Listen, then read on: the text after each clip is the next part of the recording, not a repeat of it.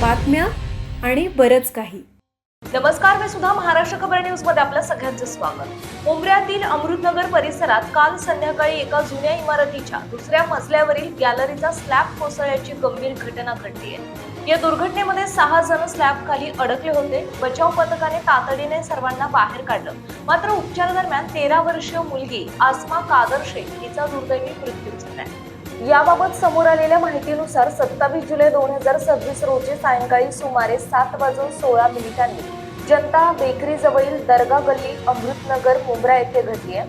Faiyaz apartment या तळमजला अधिक 4 मजली आणि सुमारे 38 वर्ष जुन्या इमारतीच्या दुसऱ्या मजल्यावरील गॅलरीचा स्लॅब थेट पहिल्या मजल्यावर कोसळला.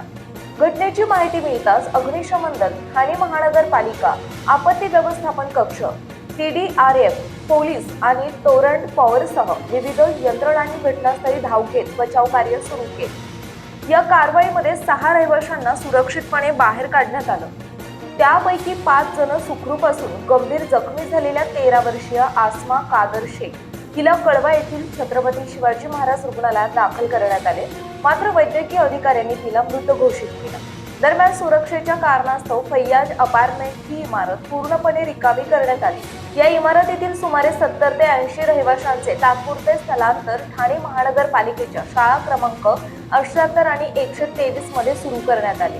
या दुर्घटनेमुळे परिसरात हळहळ व्यक्त होत असून प्रशासनाकडून पुढील तपास आणि सुरक्षेच्या उपाययोजना सुरू आहेत.